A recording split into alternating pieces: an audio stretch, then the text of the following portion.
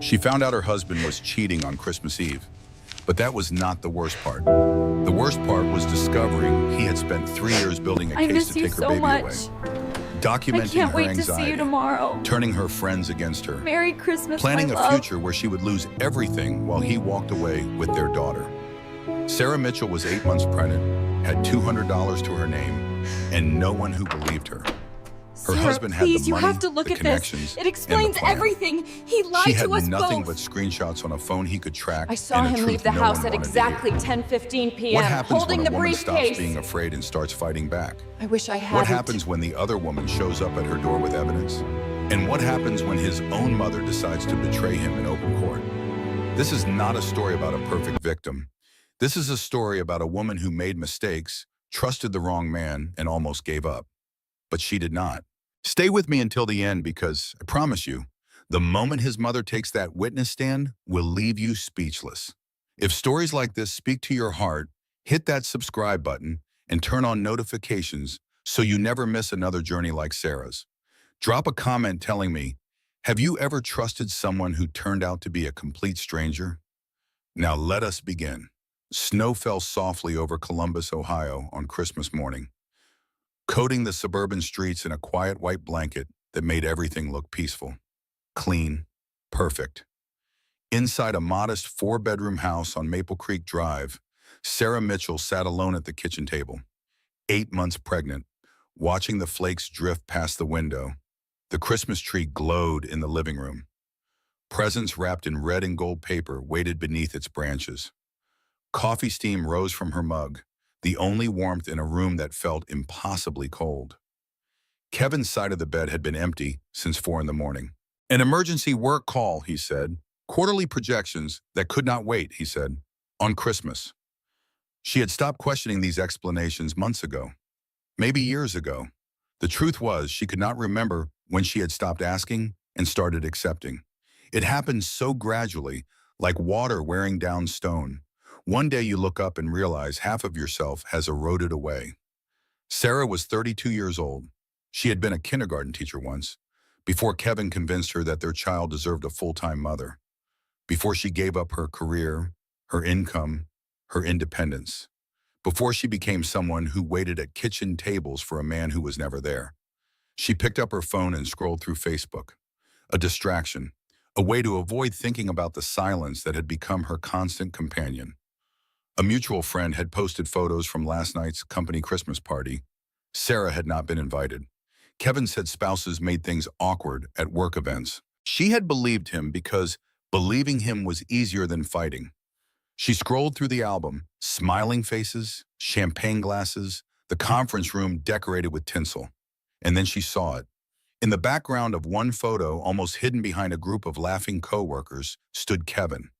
His hand rested on the lower back of a younger woman. Both of them were laughing, standing too close, looking at each other the way people look when they share a secret. Sarah zoomed in on the image. Her chest tightened. Her breath came shorter.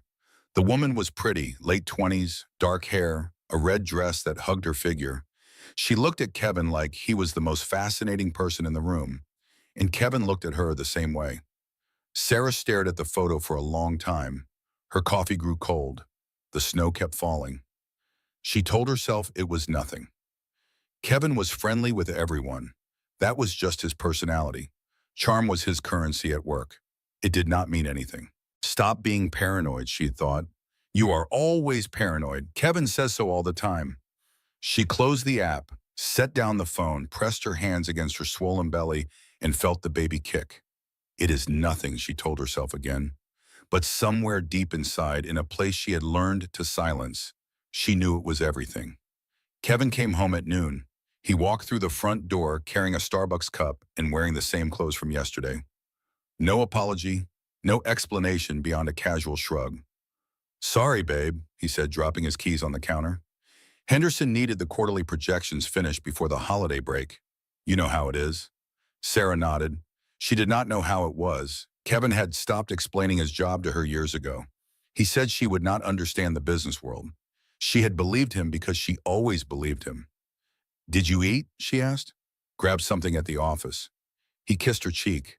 His lips felt cool, distant. We should get ready. Mom's expecting us at 2. She watched him walk toward the bedroom, already loosening his tie. The same tie he had worn yesterday. The same tie from the photo. She opened her mouth to ask about the woman. About why he looked so happy standing next to someone who was not his wife. About why she felt like a stranger in her own marriage. But the words would not come. They never did anymore. Dinner at Kevin's parents' house was an exercise in performance.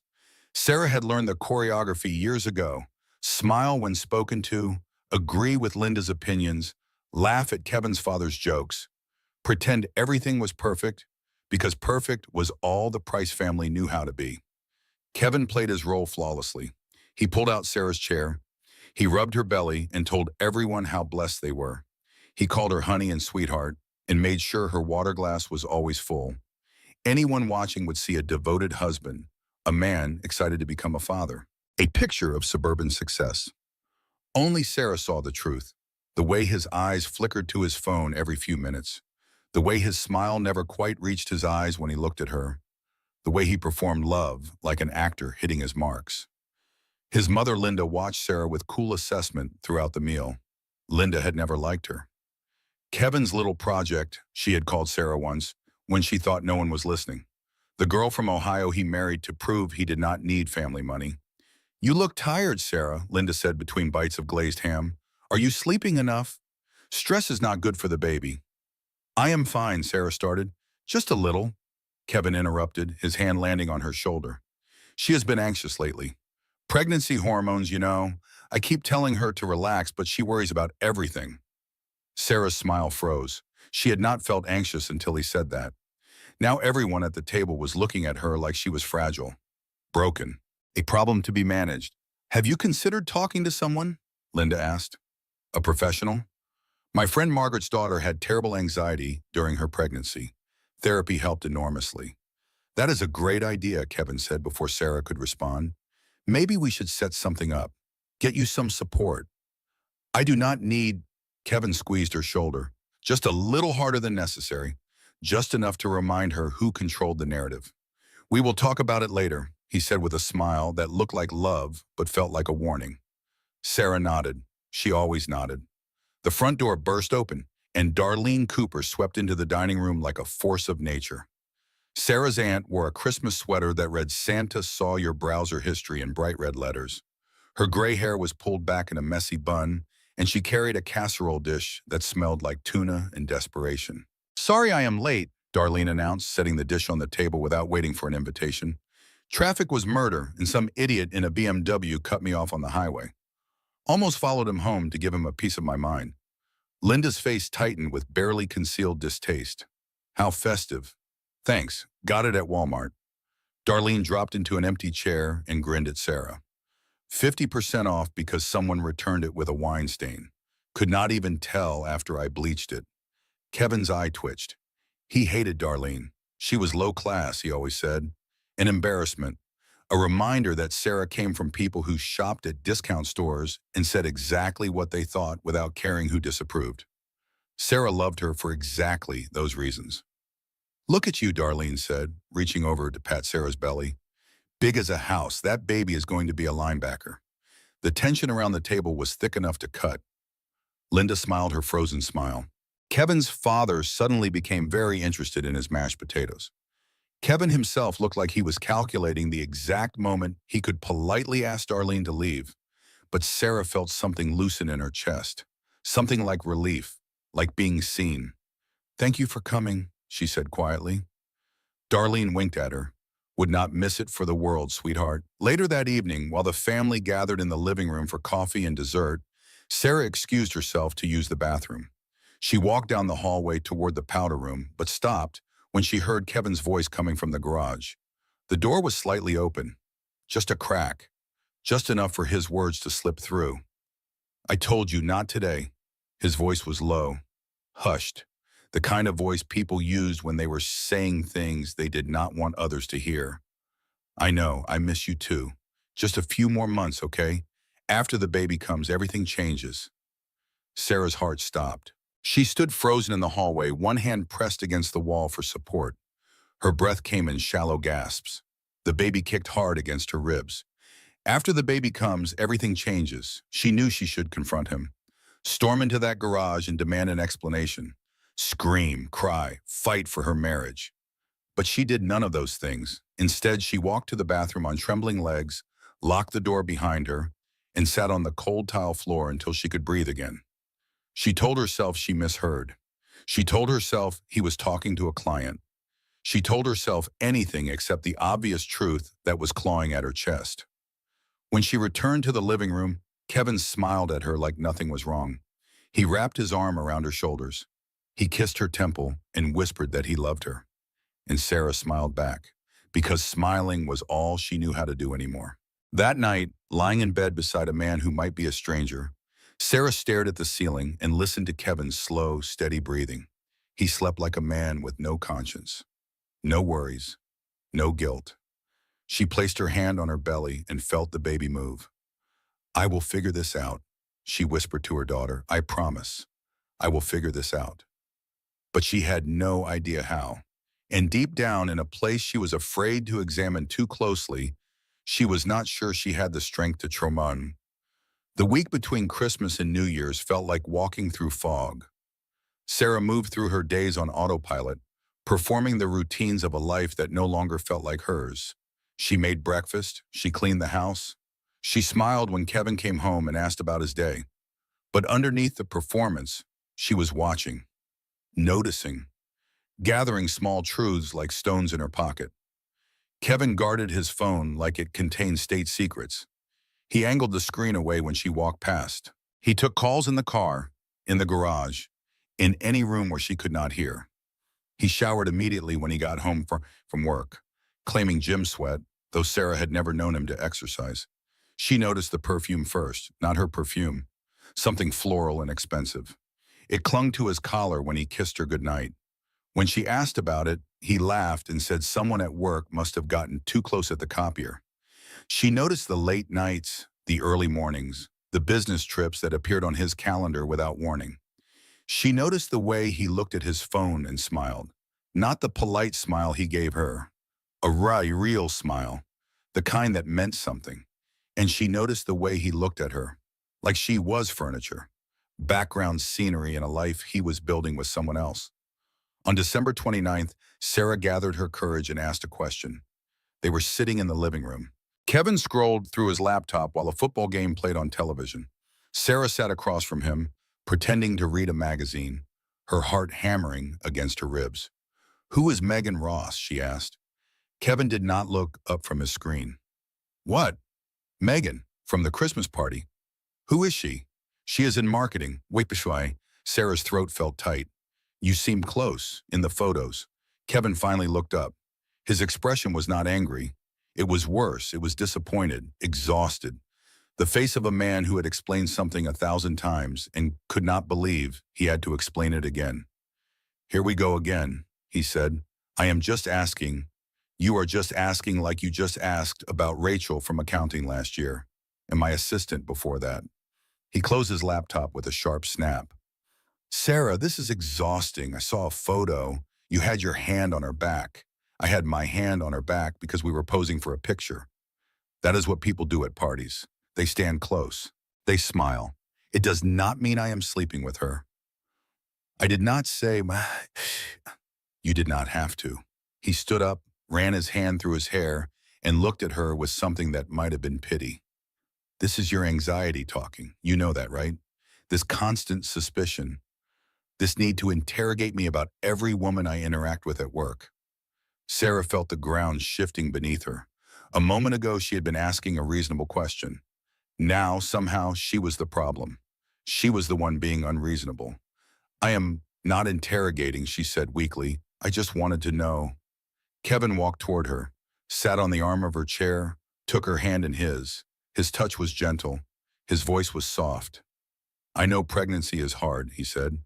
"Your hormones are all over the place. You are not sleeping well. But you have to trust me.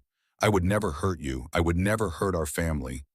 He pressed his palm against her belly, smiled at her like she was precious, fragile, something to be handled with care. "Maybe we should talk to Pastor Whitfield about your anxiety," he continued. "Get you some support before the baby comes." I want you to feel better, Sarah. I want us to be happy. And there it was, the reframe. Suddenly, she was not a wife asking about her husband's suspicious behavior. She was a mentally unstable, pregnant woman who needed professional help. She wanted to scream. She wanted to throw his words back in his face. She wanted to trust what she saw instead of what he told her. But he looked so sincere, so worried, so loving, and she was so tired of fighting. You are right, she heard herself say. I am sorry, I am just tired. Kevin kissed her forehead. I know, baby. Let us get you to bed. He led her upstairs like a patient leading a child, tucked her in, brought her water and prenatal vitamins, kissed her goodnight, and told her everything would be better in the morning. After he left the room, Sarah lay in the darkness and felt something inside her crack. She was losing her mind. She was sure of it now. Kevin had been nothing but kind, nothing but patient, and she kept accusing him of horrible things based on nothing but a photograph and a feeling. Maybe he was right. Maybe she needed help. She closed her eyes and tried to sleep, but the image of his hand on Megan's back played on repeat behind her eyelids. And somewhere deep inside, in a voice that grew quieter every day, she knew what she knew. New Year's Eve arrived with freezing temperatures and the promise of fresh starts. Kevin said he had to work late. Year-end reports. Numbers that had to be finalized before midnight. Sarah stayed home. She ordered pizza. She watched the ball drop alone on a too-large couch in a too-quiet house. At midnight, she sent Kevin a text. Happy New Year. Love you. He did not respond until 2 in the morning. Same. Crashed at the office. Home tomorrow. She stared at the message for a long time. Something about it felt wrong. The casualness, the distance, the way Happy New Year became just the word same. She could not sleep. At 3 in the morning, she picked up her phone and opened Instagram. She did not know what she was looking for. Maybe she did. She searched for Megan Ross, Columbus, Ohio. The profile was public. Pretty photos, travel pictures, brunch with friends, inspirational quotes about living your best life. And then Sarah found it. A New Year's Eve post, uploaded just hours ago. 2 champagne glasses clinking. A caption that read, starting the year right with my favorite person. In the reflection of the window behind Megan, Sarah could see a man's face. His features were blurry but unmistakable. Kevin. Her hand shook so badly she dropped the phone. It clattered against the hardwood floor, and the sound echoed through the empty house like a gunshot. She wanted to scream. She wanted to call him and demand the truth. She wanted to drive to wherever he was and make a scene that would shatter his careful performance forever. But she did not. She could not. Because she was 8 months pregnant. Because she had no income of her own. Because every bank account, every credit card, every financial resource existed in Kevin's name. Because he had spent years convincing her that she was paranoid, anxious, unstable.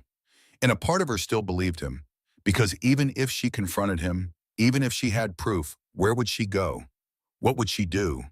How would she take care of a newborn with nothing but the clothes on her back and a phone full of screenshots? She was trapped. She had been trapped for years. She just had not seen the bars until now. At 4 in the morning, Sarah sat on the bathroom floor with her back against the cold tile wall. She pressed her palms against her belly and felt her daughter move inside her. I am so sorry, she whispered through tears that would not stop. I am so sorry, I do not know how to fix this. The baby kicked, hard, like a response, like a reminder that she was not alone. Sarah wiped her face with trembling hands. She looked at herself in the mirror and saw a woman she barely recognized. Tired, broken, afraid, but still there, still breathing, still fighting, even if she did not know what fighting meant anymore. She had no money, no power, no proof he would believe. She had nothing but the truth and a child who needed her to be stronger than she had ever been. Tomorrow, she told her reflection. Tomorrow I will figure something out. It was a promise she was not sure she could keep, but she made it anyway because promises were all she had left. The first week of January passed in a haze of false normalcy. Kevin came home every night now, attentive in a way that felt calculated rather than loving. He brought flowers. He rubbed her feet. He asked about the baby and talked about the nursery and acted like a man who had never whispered, I miss you to someone else on Christmas Day. Sarah played along because she did not know what else to do. She smiled when he smiled. She nodded when he spoke. She let him believe she had forgotten her suspicions, that his gentle reassurances had worked, that she was still the trusting wife he had married. But underneath her performance, she was awake for the first time in years, every nerve ending alert, every instinct screaming. On January 3rd, Kevin left his laptop open. It was a careless mistake, the kind of mistake made by someone who believed they would never be caught. He had been working at the kitchen table, and Sarah called him for dinner. He closed the screen, but did not shut it, did not lock it. Just walked away, expecting everything to be exactly as he left it. Sarah was not snooping. She was walking past the table to get napkins. The laptop was right there. The screen had woken up, bright against the dim kitchen. An email was open. She saw the name first. Megan Ross, then the subject line. Our future. She should have kept walking. She should have pretended not to see. That was what the old Sarah would have done. The Sarah who was afraid of confrontation. The Sarah who believed her husband's explanations over her own eyes. But that Sarah had died on a bathroom floor on New Year's Eve. The woman standing in the kitchen now was someone different, someone tired of pretending. She looked at the email. I looked at the apartment, Megan had written. It is perfect for us. 2 bedrooms so Lily can visit on weekends. Can we sign the lease next week? I love you. Sarah read the words 3 times. Each reading felt like a knife sliding between her ribs. Lily. They had named their daughter Lily. It was Sarah's grandmother's name.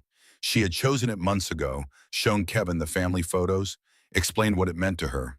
And now he was using that name with his mistress, planning a future where their daughter was a weekend visitor, an obligation to be scheduled around his new life. Her hands were shaking, her vision blurred. But she did not cry. Something harder than tears had taken root in her chest. She picked up her phone and took a photo of the screen, then another. Then she scrolled. More emails, weeks of them, months, plans to file for divorce once the baby is stable enough for shared custody, discussions about how to manage Sarah's mental health history in court, a forwarded document that made her stomach turn. It was her therapy records from 3 years ago when she had seen a counselor for what the paperwork called adjustment issues, when she had struggled with giving up her career, when Kevin had convinced her she needed help because she cried too much about losing her identity. He had kept those records. He had shared them with Megan. He had built a case against her, documented her weakness, prepared to use her own pain as a weapon. She scrolled further, found a thread between Kevin and someone named Henderson, his boss, talking about the apartment lease, talking about the timing of everything. Henderson wrote, just make sure you have your ducks in a row before you file. Courts favor mothers, but if you can establish she is unstable early, you have a better shot at primary custody. Kevin replied, already working on it. Got her therapist records, got the pastor on board, got 3 friends willing to testify she has been erratic lately. By the time I file, she will look like a complete mess. Sarah stared at the screen until the words blurred together. She was not reading an affair anymore. She was reading a battle plan, a systematic destruction of her credibility, her relationships, her entire life. He was not just cheating, he was preparing to take everything. Kevin's voice came from the dining room. Babe, where are the napkins? She fumbled with her phone, took one more photo, closed the laptop screen. Right here, she called back. Her voice sounded normal. Calm, she did not recognize it as her own. At dinner, Kevin talked about work, about the nursery paint colors, about his mother's opinions on baby names. Sarah nodded and smiled and made all the right sounds. But inside, something fundamental had shifted. She was no longer a woman wondering if her husband was faithful. She was a woman who knew exactly who her husband was. And she was terrified. That night, while Kevin slept beside her, Sarah lay awake and tried to think. Her mind raced in circles that led nowhere. She could not confront him. He would deny everything. He would turn it around, make her the crazy one, maybe even accelerate his plans. She could not leave. She had no money, no income, nowhere to go.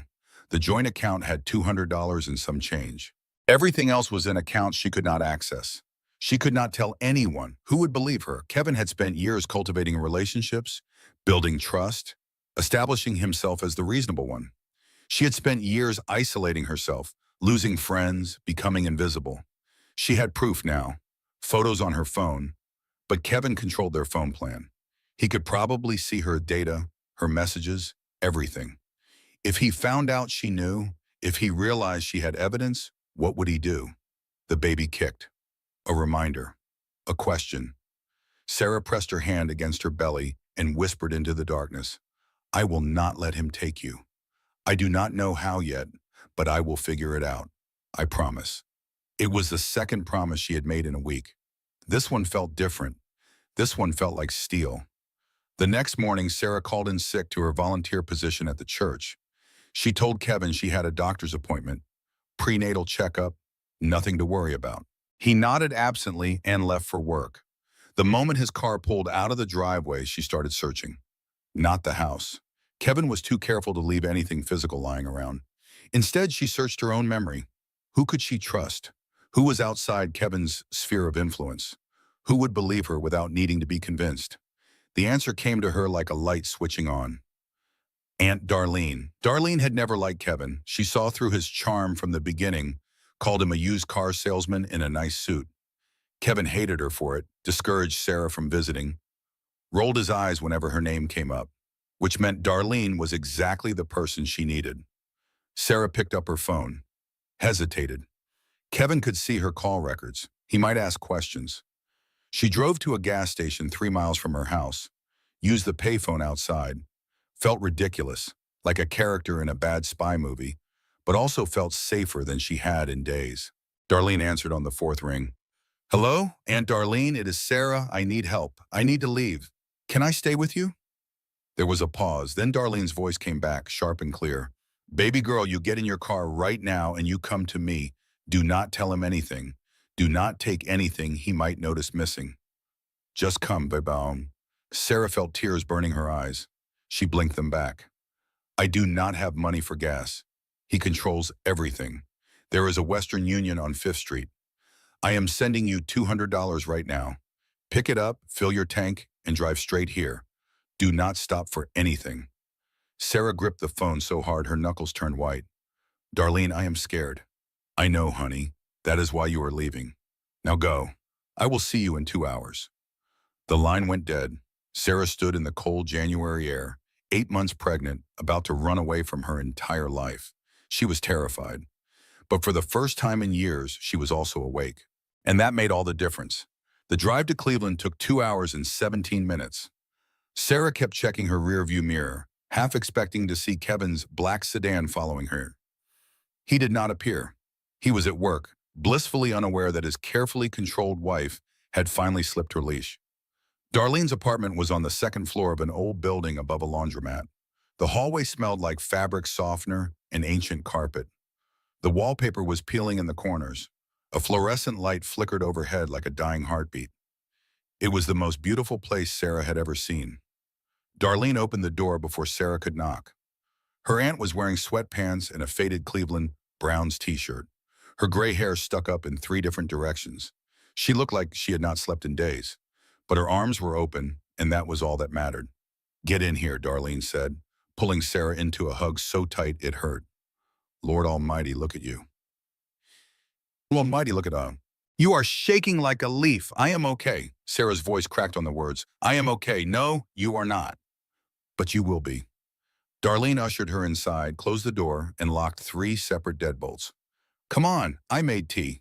The apartment was small, a living room that doubled as a dining room, a galley kitchen with yellowed appliances, 1 bedroom, 1 bathroom, everything worn but clean, decorated with dollar store finds and garage sale treasures.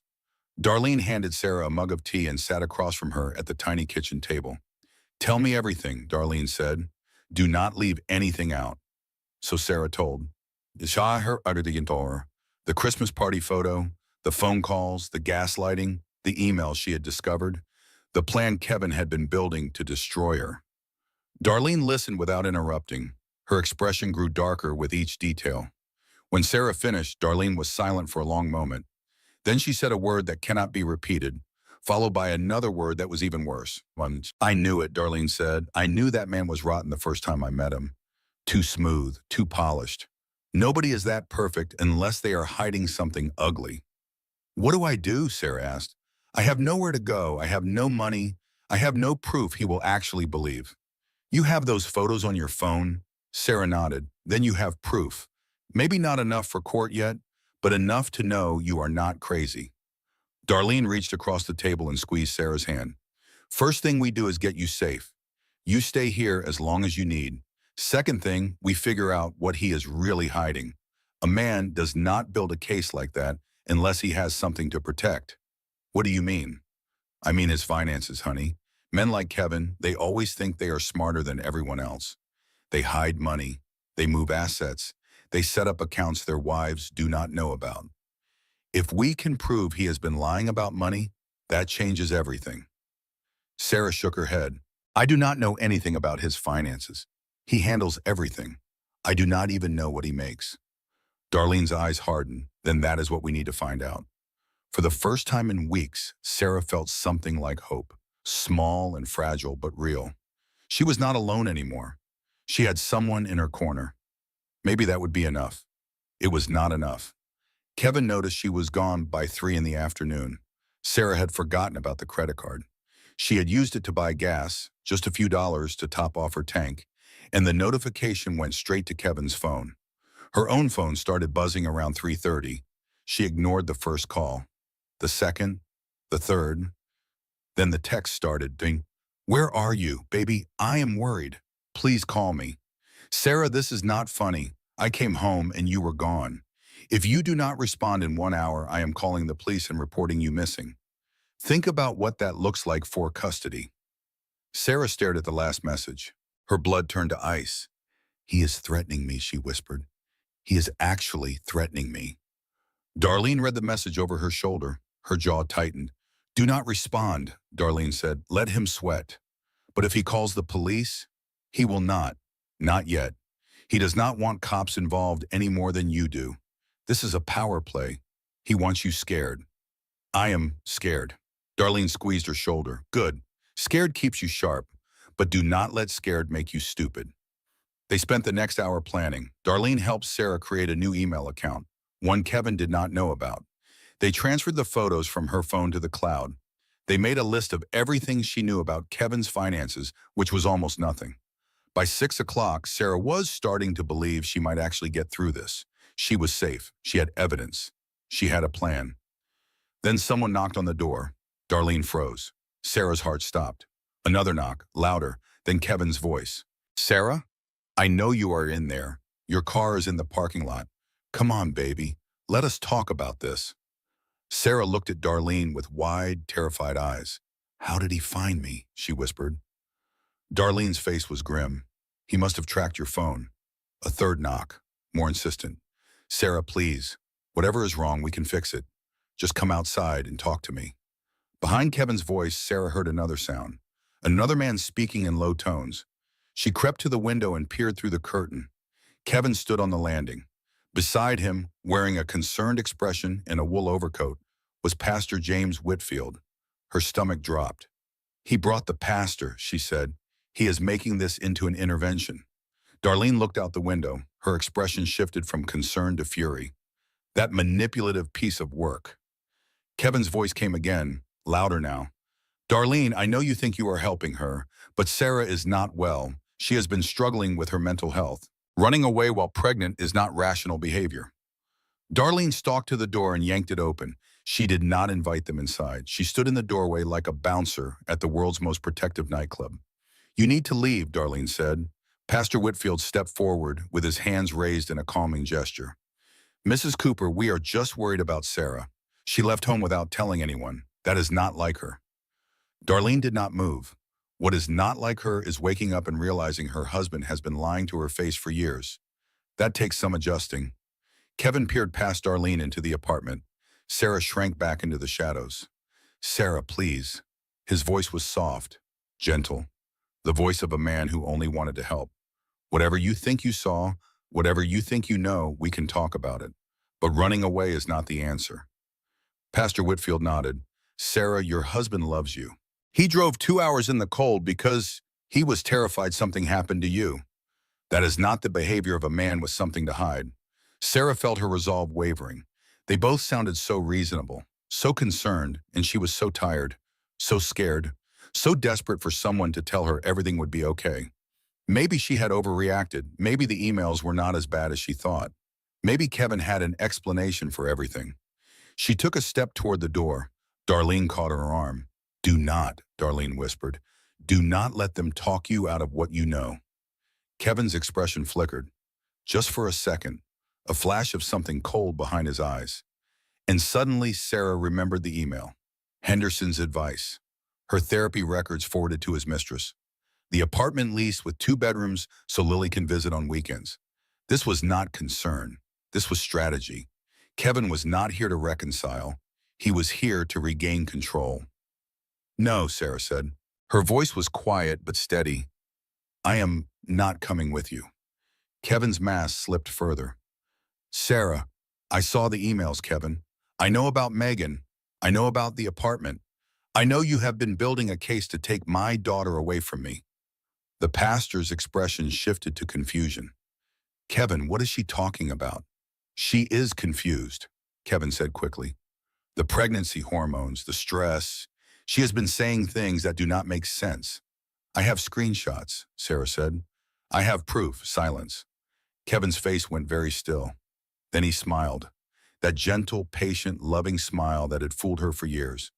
"Sarah, honey, you know how easy it is to fake screenshots. You know how your anxiety makes you see things that are not there." He turned to the pastor. "This is exactly what I was worried about. She needs help, professional help." Pastor Whitfield looked from Kevin to Sarah. His expression was troubled. "Sarah, maybe you should come back and we can sort this out together. If there has been a misunderstanding." "It is not a misunderstanding," Sarah said.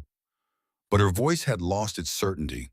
The way both men were looking at her, with concern and pity and gentle condescension, made her feel like she was drowning. Kevin took a step forward. His hand reached out. "Come home," he said softly. "Please, for our daughter." And because she was exhausted, because she was 8 months pregnant and terrified and had been fighting alone for so long, because part of her still wanted to believe the man she married was real. Sarah walked out the door. Darlene tried to stop her, grabbed her arm, said words that Sarah barely heard through the fog of resignation. It was easier to believe, easier to hope she was wrong about everything. The drive home was silent. Kevin kept one hand on the steering wheel and one hand on her knee. He did not yell. He did not accuse. He just drove, radiating patience and concern and love. And Sarah sat in the passenger seat and wondered if she had made the biggest mistake of her life. A week passed, 7 days of careful normalcy. Kevin was attentive, sweet. He brought her breakfast in bed and rubbed her swollen feet and talked about baby names with enthusiasm that almost seemed real. He also watched her constantly, not aggressively, not obviously, but Sarah felt his attention like a weight on her shoulders. He knew where she was at all times. He checked her phone when he thought she was sleeping. He asked casual questions that were not casual at all. She was back in her cage, and this time the bars were visible. On January 10th, everything changed. Kevin was at work. Sarah was lying on the couch pretending to nap, actually thinking about how to access his hidden accounts, about whether Darlene was right that men like Kevin always hid money, about what she could possibly do with no resources and no allies. Someone knocked on the front door. Sarah froze. Kevin never had visitors during the day. Neither did she, not anymore. He had slowly cut her off from everyone she knew, made her social calendar revolve entirely around him. She walked to the door, looked through the peephole, and saw Megan Ross standing on her porch. Sarah's heart slammed against her ribs. For a long moment, she did not move, could not move. Another knock, softer this time. "Mrs. Price," Megan's voice was muffled through the door. "Please, I need to talk to you." Every instinct screamed at Sarah to walk away, to pretend she was not home, to avoid whatever fresh hell this conversation would bring. But something else, something that had been growing stronger since New Year's Eve, made her reach for the doorknob. She opened the door. Megan stood there in a designer coat and expensive boots.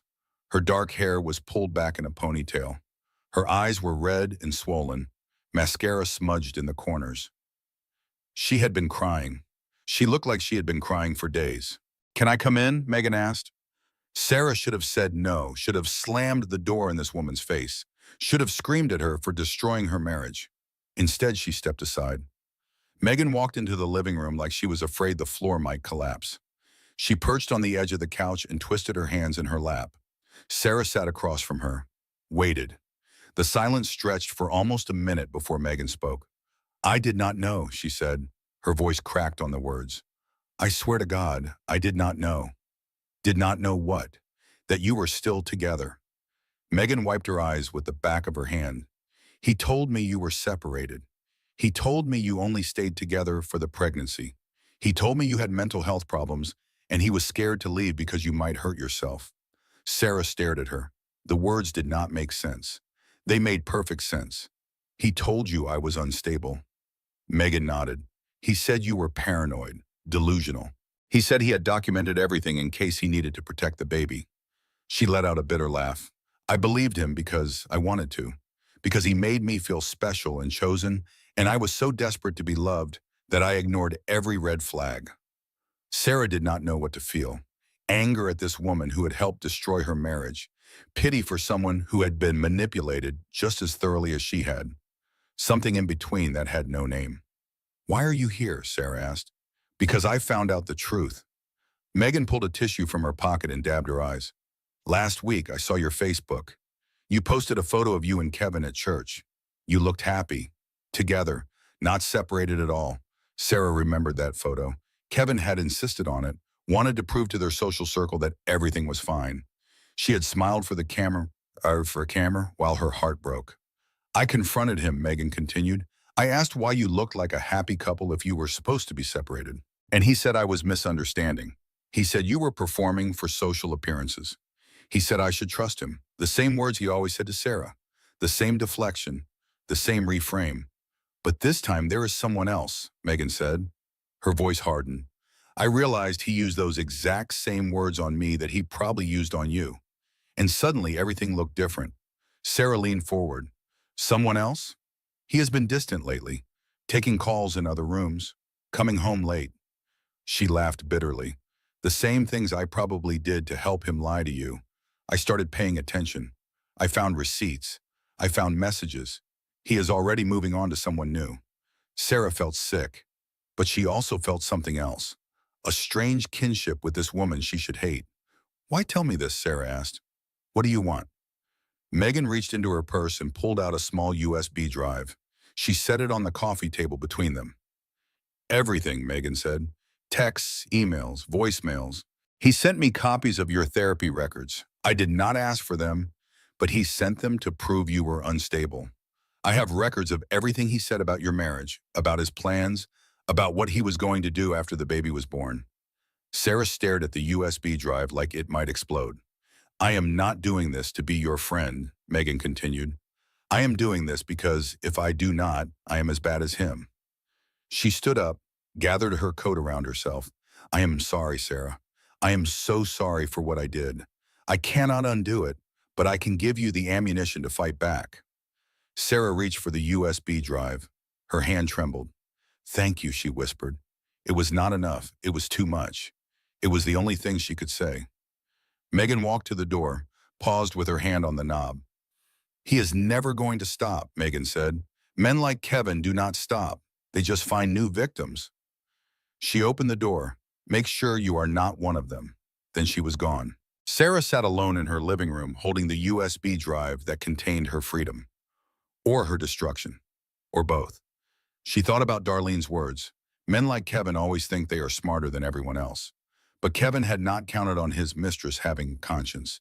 He had not counted on the women he hurt comparing notes. He had not counted on anyone being brave enough to hand his secrets to his wife. Sarah plugged the USB drive into her laptop, started reading. By midnight, she had everything she needed. Proof of the affair. Proof of his plans to take custody. Proof that he had been building a case against her mental health for years. And something else. Something she had not expected. References to a separate account. A bank she had never heard of. Money that existed somewhere outside their marriage. Kevin had hidden assets. And now Sarah knew where to look. She saved everything to her secret cloud account. Then she deleted her browsing history, cleared the drive, and hid it in the back of her underwear drawer. For the first time since Christmas, Sarah smiled. The game had just changed. Sarah did not confront Kevin with her new evidence. She had learned that lesson the hard way.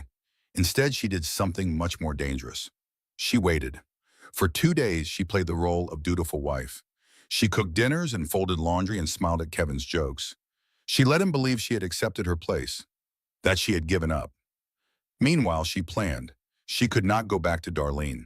Kevin would expect that. She needed somewhere safe, somewhere outside his network of surveillance, somewhere he would not think to look. She remembered her old college roommate, Beth. They had been close once, inseparable for 4 years. Then Sarah married Kevin and the friendship faded. He said Beth was a bad influence, too wild, too independent, too likely to encourage Sarah's worst instincts. She had believed him then. Now she understood. Beth worked as a paralegal in Pittsburgh. Not a lawyer, but someone who understood the legal system. Someone who might know how to turn evidence into action. Sarah found her number in an old address book Kevin did not know existed. Called from a gas station payphone. Felt ridiculous and desperate and utterly determined. Beth answered on the second ring. Sarah Mitchell? Holy cow, it has been forever. Are you okay? Sarah's voice cracked. No, I am not. I need help. 45 minutes later, Sarah was driving to Pittsburgh with a bag packed in the trunk. She left Kevin a note saying she needed space, that she was staying with a friend, that she would be in touch. She knew it would not buy much time, but she did not need much. Beth's apartment was on the 3rd floor of an old brownstone near the university. She shared it with a cat named Mr. Pickles, who was missing half an ear and all of his good manners. Beth herself was exactly as Sarah remembered. Tall, loud, with hair dyed 3 different colors and opinions on everything. She pulled Sarah into a bone-crushing hug the moment she opened the door. Get inside, Beth commanded. You look like death warmed over. Thanks, Sarah managed. I mean it lovingly. Sit down. I am making you tea. Over the next 2 hours, Sarah told Beth everything. The affair, the gaslighting, the emails, the USB drive from Megan, the hidden accounts she suspected but could not prove. Beth listened with increasing fury. By the end, she was pacing the living room like a caged animal. That absolute piece of garbage, Beth said. I always knew there was something wrong with him. Nobody is that charming without being a sociopath. What do I do? Sarah asked. I have evidence, but is it enough? Beth stopped pacing, sat down across from Sarah with the expression of someone about to deliver hard news. Here is the problem, Beth said. Ohio is a no-fault divorce state. Infidelity does not matter much legally. The cheating might help emotionally, make him look bad to a judge, but it is not a silver bullet. Sarah's heart sank. So the evidence is useless? Not useless. Different. Beth leaned forward. What matters in Ohio is finances. If he has been hiding assets, lying about income, financially abusing you, that is where you can hurt him. That is where prenups get voided and custody gets questioned. He controls everything, Sarah said. I do not even know what he actually earns. Then that is what we need to find out. Beth grinned. And lucky for you, I work for a family law firm with the best forensic accountant in the state. The next morning, Beth's firm agreed to take Sarah's case pro bono. She was exactly the kind of sympathetic client they needed. A pregnant woman escaping an abusive marriage. A story that would play well in court and in the press. The attorney was a sharp woman named Catherine who wore pantsuits like armor and asked questions like weapons. The forensic accountant was a 62-year-old man named Gerald who wore suspenders and spoke entirely in numbers. Your husband reported income of $87,000, Gerald said, after reviewing the documents Sarah had gathered. But his spending patterns suggest income of approximately $240,000 to $280,000. The delta is significant. The delta, Sarah repeated. The gap. The lie. The thing that is going to bury him in court. Sarah felt something crack open in her chest. Hope. Real hope for the first time in months. Gerald traced Kevin's finances through 3 days of intensive research. What he found was damning. A hidden bank account containing $180,000. Stock options that were never disclosed in their prenuptial agreement. A rental property On my different property, the apartment Kevin had leased for Megan, held in his name alone. Evidence of systematic asset transfers that began 6 months before Sarah discovered the affair. He was preparing to leave you, Catherine explained, moving money where you could not find it, building a war chest for the divorce he planned to file on his terms. Sarah stared at the documents spread across the conference table. Numbers and accounts in shell companies. A paper trail of betrayal. Can you prove this? Sarah asked. In court, Catherine smiled. Not just prove it, we can use it. In Ohio, hiding marital assets is fraud. It voids prenups, affects property division, and more importantly for you, it affects custody, the word that mattered most. If we can show that Kevin has been systematically deceiving you, hiding his true financial picture, Catherine continued, we can argue that he cannot be trusted to act in good faith as a co-parent. That makes your case for primary custody much stronger. Sarah's hands were shaking. She pressed them flat against the table. When can we file? She asked. Catherine exchanged a glance with Gerald. Both of them smiled. How does tomorrow sound? The paperwork was filed the next day. Emergency motion for temporary spousal support. Request to freeze marital assets pending investigation. Preliminary custody arrangement granting Sarah primary physical custody until the hearing. Kevin was served at his office, in front of his colleagues, at 3:27 in the afternoon. Sarah was not there to see it, but Catherine reported that he turned very pale. That night, for the first time in months, Sarah slept without nightmares. She was safe. She had a lawyer. She had evidence. She was going to win. She had no idea how wrong she was. The counterpunch came 3 days later. Sarah was at Beth's apartment, feeling almost optimistic, when Catherine called with news that made her blood freeze. Kevin filed a response, Catherine said. Her voice was carefully neutral. You need to come to the office, now. 20 minutes later, Sarah sat in the conference room, staring at documents that dismantled her hope piece by piece. Kevin's lawyer had filed a counter-motion claiming that Sarah abandoned the marital home while pregnant, that she had a documented history of mental health issues, that she was being manipulated by her friend Beth, who had a quote-unquote grudge against Kevin, that she posed a risk to the unborn child and should be evaluated by a court-appointed psychiatrist. He attached letters of support. Pastor Whitfield testified to Sarah's erratic behavior. 3 of Sarah's former friends, women she had lost touch with because Kevin said they were toxic, provided statements about her paranoia and instability. And the most devastating blow. Kevin's declaration claimed he feared for his wife's mental state and the safety of their unborn daughter. He was requesting that the court mandate a psychiatric evaluation before any custody decisions were made. This is his playbook, Catherine said. Make you look unstable, make himself look reasonable. But I am not unstable, Sarah protested. Her voice was rising. I was right all along. Everything I suspected was true. I know that, Catherine said gently. You know that, but the judge does not know you. The judge just sees paperwork. And right now, his paperwork tells a more compelling story than yours. Sarah stared at the documents. Some of Kevin's claims were lies, but some were not. She did have anxiety. She did struggle after leaving her job. She did send Kevin paranoid texts when she first suspected the affair. Texts that he had saved. Texts that now painted a picture of a woman unraveling. He spent years building this, Sarah whispered. I had weeks. Catherine nodded. That is the reality we are working with, but we are not done yet. The forensic evidence is still strong. The hidden assets are still provable. We just need to present a counter-narrative that is more convincing than his. How do we do that? Catherine paused, considered. Her expression was less certain than Sarah had ever seen it. We need more evidence, Catherine said finally. Something that proves his pattern of deception beyond the finances. Character witnesses who can testify to his manipulation. Documentation that he has done this before. Before Sarah could respond, her phone buzzed. A text from an unknown number. Sarah, I need to talk to you. It is urgent. This is Linda Price. Sarah stared at the message. Kevin's mother. The woman who had never liked her. The woman who called her Kevin's little project. What could Linda possibly want? She showed Catherine the text. Catherine raised an eyebrow. Interesting, Catherine said. Could be useful. could be a trap. Either way, it is worth exploring. That evening, Sarah met Linda at a coffee shop downtown. She chose a public place, sat near the window, and kept her phone recording in her pocket.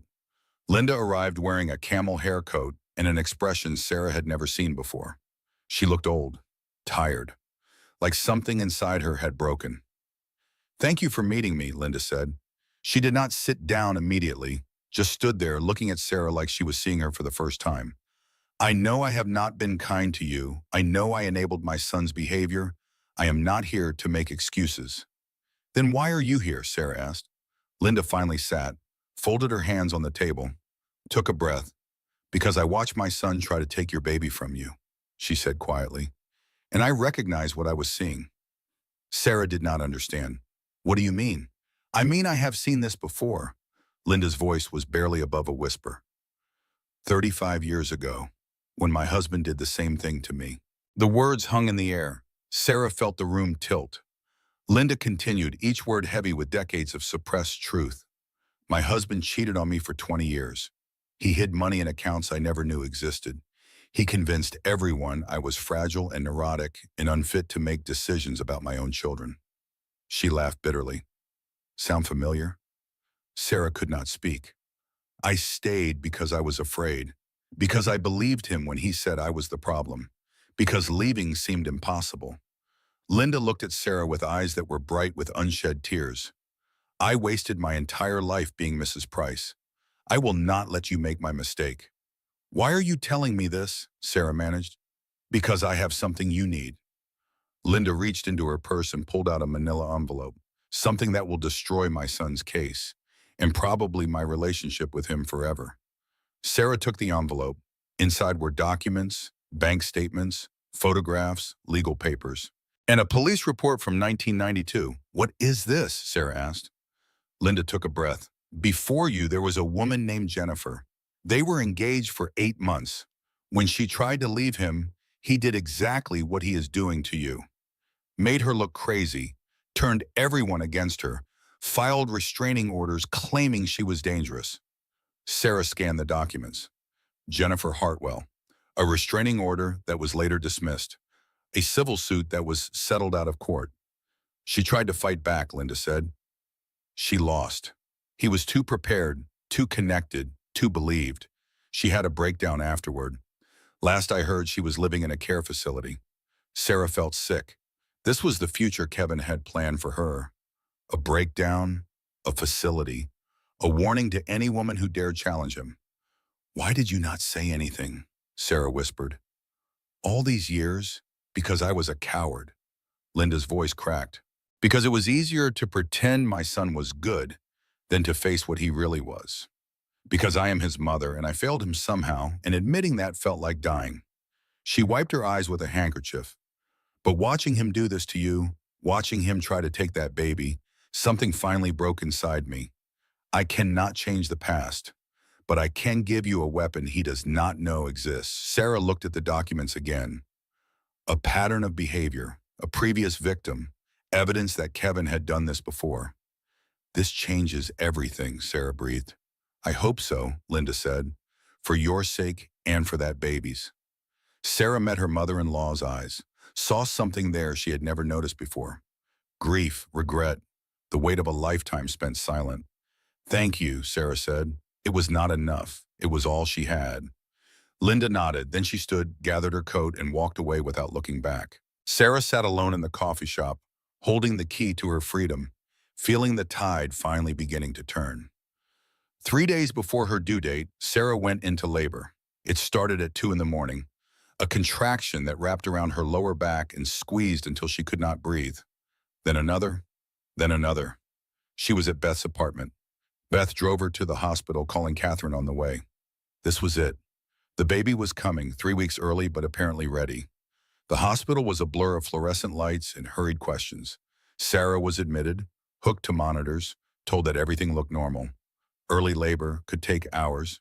Beth stayed with her, held her hand through contractions, made terrible jokes about how the baby was already showing Kevin's timing by arriving exactly when it was most inconvenient. Then Kevin arrived. He had been notified. Legally, they had to. He was still her husband, still the baby's father, still a man with rights that had not yet been revoked. He swept into the labor room with flowers and concern, the picture of a devoted husband rushing to his wife's side. The nurses looked at him with sympathy. Such a worried father, such a stressful situation. Beth tried to block him. There were words exchanged. A nurse intervened. Kevin ended up at Sarah's bedside, holding her hand through contractions, whispering words of encouragement that felt like threats. "It is going to be okay," he murmured as another contraction gripped her. "We are going to get through this together." She wanted to scream at him, to throw his hand away, to tell everyone in that room exactly what he was. But she was in labor. She was terrified. And making a scene would only prove his narrative true. So she said nothing. She endured. She focused on the baby coming and tried to block out everything else. Lily was born at 7:42 in the morning, 6 pounds, 3 ounces. Perfect and beautiful in screaming her arrival to the world, Sarah held her daughter for the first time and felt something crack open in her chest. Something so overwhelming it did not have a name. Love, fear, hope, desperation. All of it tangled together into a single moment that changed everything. She looked into Lily's unfocused eyes and made a silent promise. "I will protect you. No matter what, I will protect you."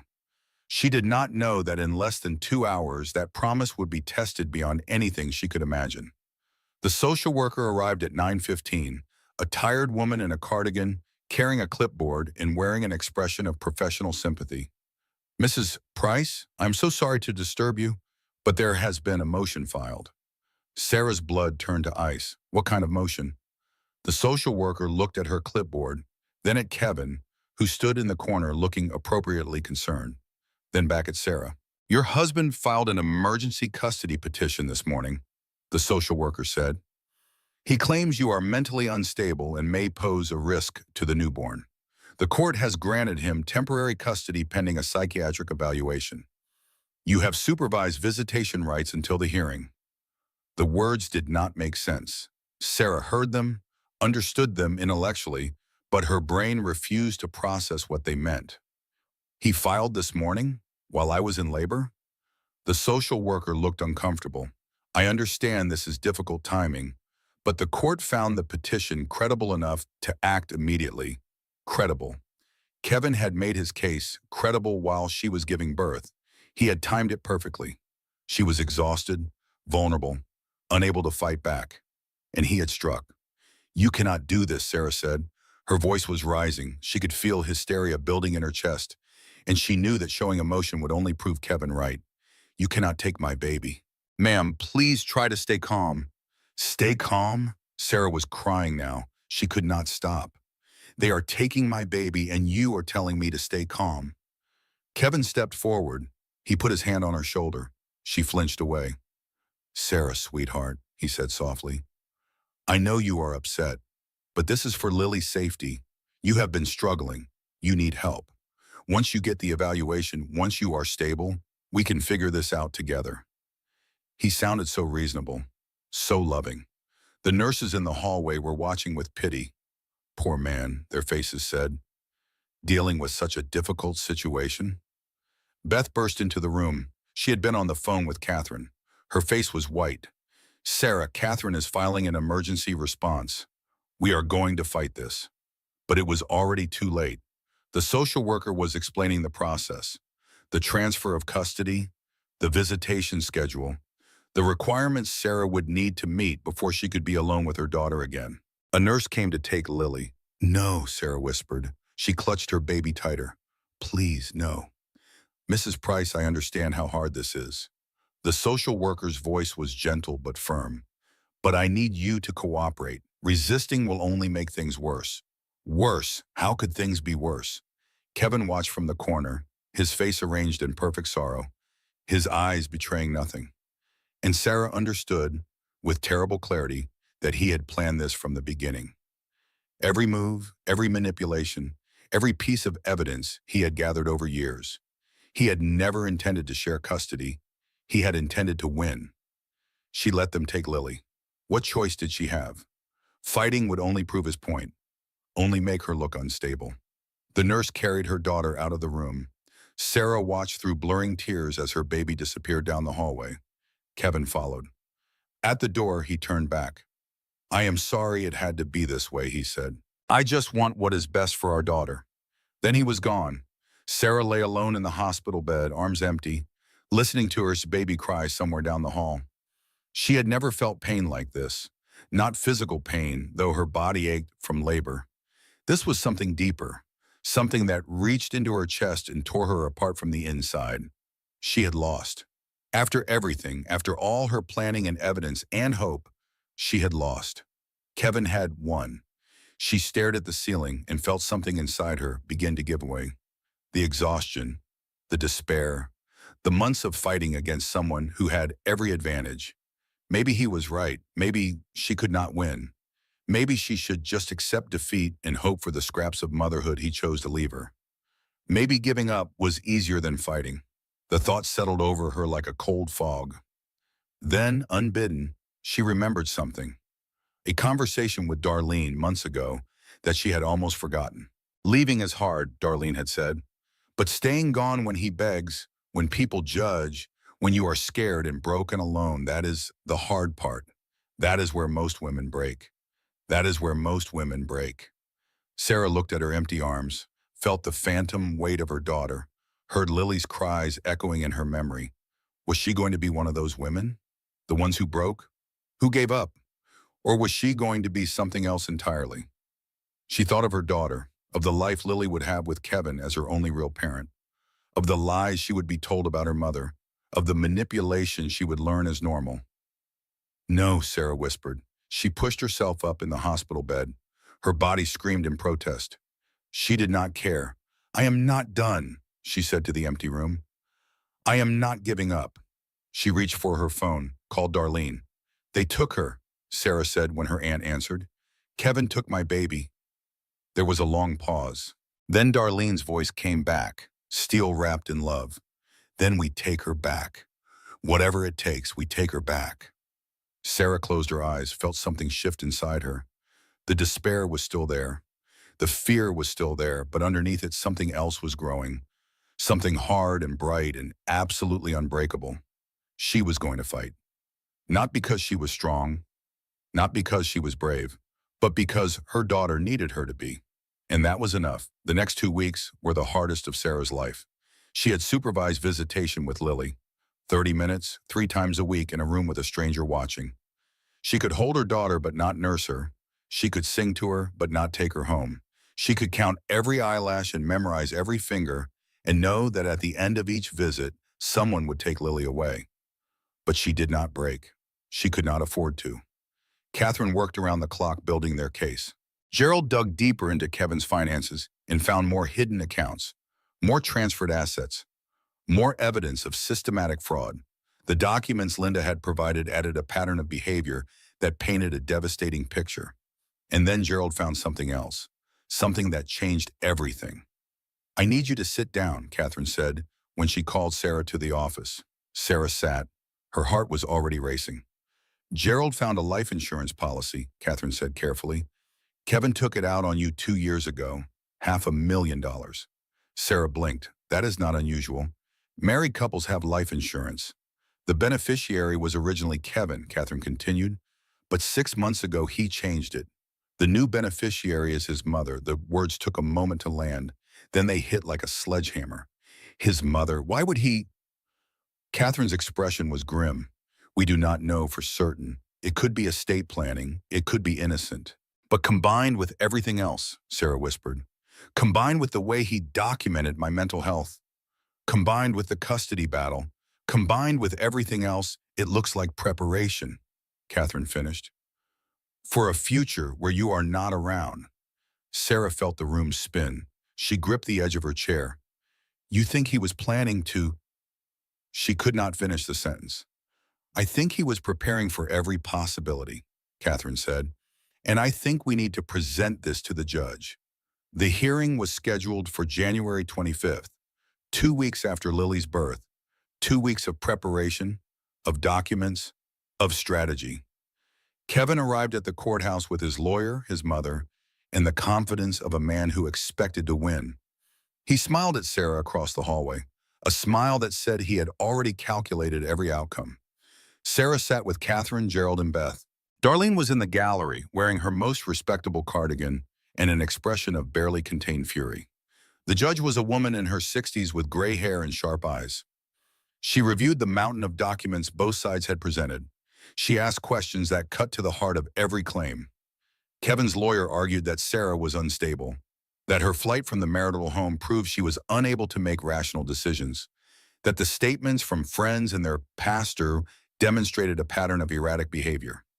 Catherine argued that Kevin was a manipulator, that he had hidden assets worth nearly $300,000, that he had a documented history of abusive behavior toward previous partners, that the life insurance policy, combined with his years of documenting Sarah's mental health, suggested something darker than simple infidelity. Then Catherine called a surprise witness. Linda Price took the stand. The gallery murmured. Kevin's face went white. His lawyer leaned over to whisper urgently, but Kevin did not respond. He was staring at his mother like he had never seen her before. "Mrs. Price," Catherine said, "can you describe your relationship with your son?" Linda sat very straight. Her hands were folded in her lap. When she spoke, her voice was steady. "I love my son," Linda said, "but I have enabled his behavior for too long. I watched him manipulate his father. I watched him manipulate his previous fiancée. And I watched him manipulate Sarah." Kevin's lawyer objected. The judge overruled. "Can you describe what you witnessed?" Catherine asked. "Everything Kevin is claiming about Sarah," Linda said. "He did to a woman named Jennifer Hartwell 20 years ago. He made her look crazy. He turned everyone against her. When she tried to fight back, he destroyed her." She looked at her son for the first time. "I have the police reports, the civil suit records, the settlement agreement that required Jennifer to sign a non-disclosure." The courtroom was absolutely silent. Kevin rose to his feet. "Mom, what are you doing?" The judge raised her hand. "Mr. Price, sit down." Kevin sat, but his composure was cracking. His carefully constructed mask was beginning to slip. "Mrs. Price," Catherine continued, "why are you testifying today?" Linda was quiet for a long moment. When she spoke, her voice was thick with emotion. "I was too coward to leave my husband," she said. "I wasted my life being afraid. But when I watched my son try to take that baby from her mother, something broke inside me." She looked at Sarah, at Lily's carrier sitting next to the defense table. "I am not doing this because I like Sarah. I am doing it because I like myself even less. And this is the only way I know to start making things right." The judge called a recess. Sarah sat in the hallway, shaking with adrenaline and exhaustion. Beth held her hand. Darlene paced like a caged tiger.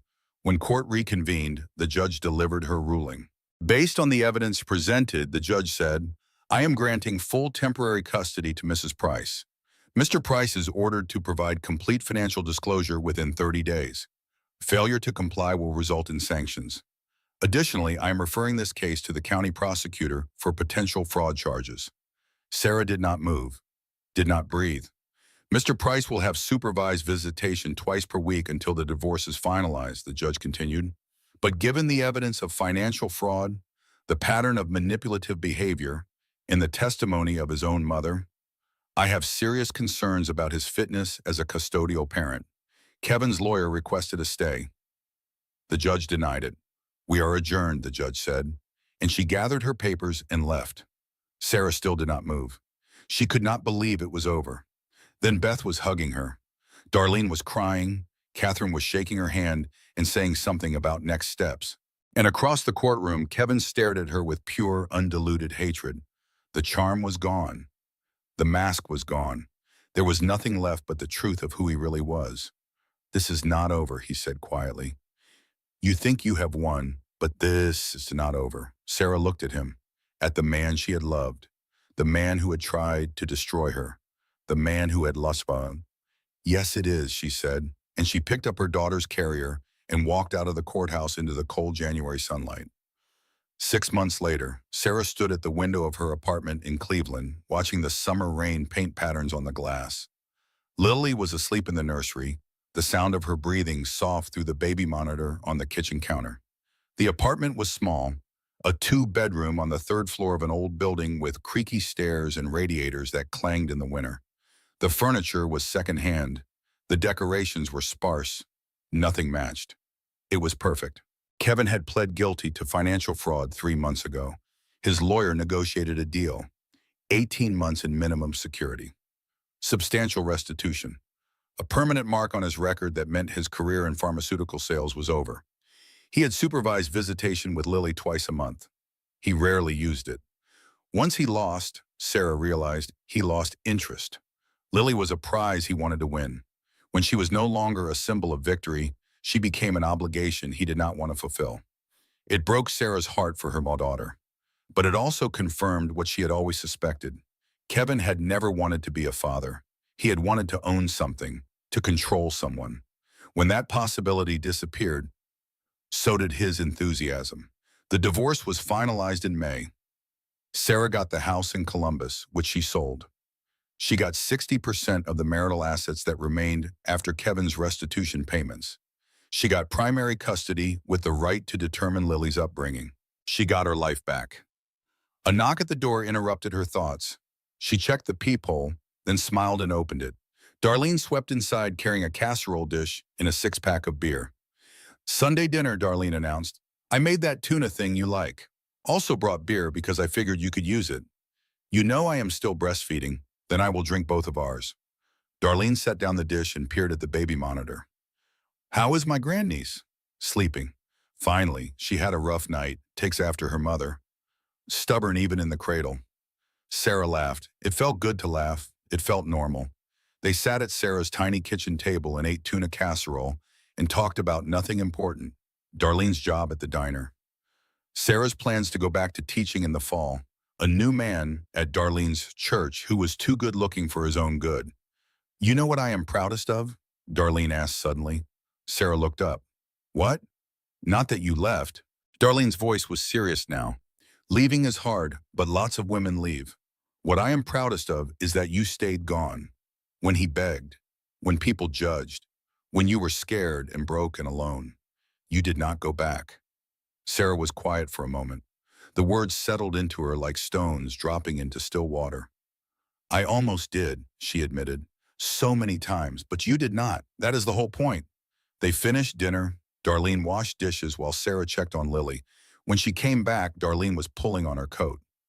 "You know," Darlene said casually, "there is a nice man at my church who I think you would like." "Absolutely not. He works for the water department.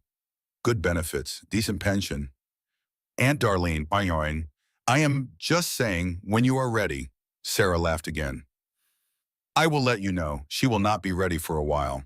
The scars Kevin left were not the kind that healed quickly. Trust was something she would have to rebuild slowly, carefully, over years.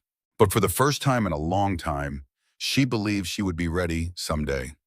Not today, not tomorrow, but someday. Darlene left. The apartment was quiet again. Sarah stood at the window and watched the rain slow to a drizzle, then stop entirely. Sunlight broke through the clouds, painting everything gold. She thought about everything she had lost. Her marriage, her home, her community, her sense of safety. She thought about everything she had gained. Her freedom, her daughter, her self-respect. The scales did not balance. They never would. But that was not the point. The baby monitor crackled. A soft sound. Lily stirring. Sarah walked to the nursery and stood in the doorway. Her daughter was awake now, looking up at the mobile Sarah had bought at a garage sale. Plastic butterflies spinning in slow circles above the crib. "Hey, sweetheart," Sarah whispered. Lily turned her head. Her eyes, still that unfocused baby blue, seemed to find her mother's face. Sarah lifted her daughter and held her close, breathed in the scent of baby shampoo and milk, felt the warm weight of this tiny person who depended on her for everything. She thought about what she wanted Lily to know someday, what she wanted to teach her. "You are going to grow up without your father in your life much," Sarah said softly. "That breaks my heart. But you are going to grow up watching your mother survive. You are going to learn that women do not have to shrink to make men comfortable. You are going to know that walking away from something broken is not giving up. It is choosing yourself." Lily made a sound, not quite a word, not quite a cry, Just a small noise of acknowledgement. Sarah smiled. I used to think happy endings were fairy tales, she continued, that women like me did not get second chances. But I was wrong. The happy ending is not finding someone who saves you. It is becoming someone who saves yourself. She carried Lily to the window, showed her the sunlight breaking through the clouds, the city waking up after the rain. See that? Sarah said. That is our world now. Just you and me. We get to decide what happens next. Lily reached toward the light with tiny grasping fingers. Sarah held her daughter and watched the sun rise higher over Cleveland. Behind her, the casserole dish sat empty in the sink. The baby monitor hummed quietly on the counter. The apartment smelled like tuna and rain and new beginnings. She did not know what the future held. She could not predict whether Kevin would try to cause trouble, whether Linda would stay in their lives, whether she would ever trust someone enough to love again. But she knew one thing with absolute certainty. She was not the woman Kevin married anymore. That woman had been quiet and afraid and so desperate for love that she accepted cruelty instead. The woman holding Lily now was different, stronger. Not because she never fell down, but because she kept getting back up. He spent years making me feel like I was nothing without him, Sarah said to no one. To everyone. To herself. Turns out I was everything. I just forgot for a while. The last of the rain clouds drifted away. The sky turned blue. A new day stretched out ahead of them, full of possibility. And Sarah Mitchell, holding her daughter in the golden morning light, finally felt like she was home. 1 year later, Sarah Mitchell became an advocate for survivors of financial abuse. She worked part-time at a nonprofit that helped women escape controlling relationships. She spoke at community centers and church groups and anywhere people would listen. She never remarried.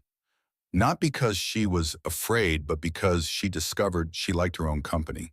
She liked deciding what to eat for dinner. She liked watching whatever she wanted on television. She liked being alone without being lonely. Kevin was released after serving 14 months. He moved to Florida and married a woman he met online.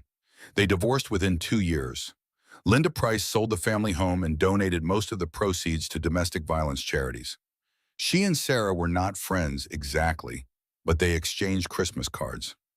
Linda visited Lily on her birthday. It was complicated, as family always is. Darlene retired from the diner and moved into the apartment next to Sarah's. She claimed it was because her old building had mice. Sarah suspected it was because her aunt could not bear to be far from Lily. Beth remained Sarah's closest friend. They met for coffee every Saturday morning while Lily played with Mr. Pickles. The cat had grown fat and lazy and tolerated the toddler's attention with elderly grace. Lily Mitchell Price grew up knowing she was loved. She never knew the full truth about her father until she was 18, and by then she had already decided who she wanted to be. She graduated from law school 12 years later, specialized in family law. On the day she passed the bar exam, she called her mother. I did it, Lily said. I know, Sarah replied. I always knew you would. Because of you. Everything I am is because of you. Sarah was quiet for a moment, thinking about the woman she used to be, the woman she had become, the bridge of years and struggle and love that connected them. No, Sarah finally said. Everything you are is because of you. I just showed you what was possible. Lily was silent, then she laughed. That stubborn laugh she had inherited from Darlene. Fine, Lily said, but I am naming my first daughter Sarah. You are not even married yet. Details. They laughed together across the phone line. Mother and daughter, survivors, family, and somewhere in Cleveland, in a small apartment above a laundromat, the sun set over a city that had witnessed one woman's destruction and resurrection. The light painted everything gold. The world kept turning. Life went on.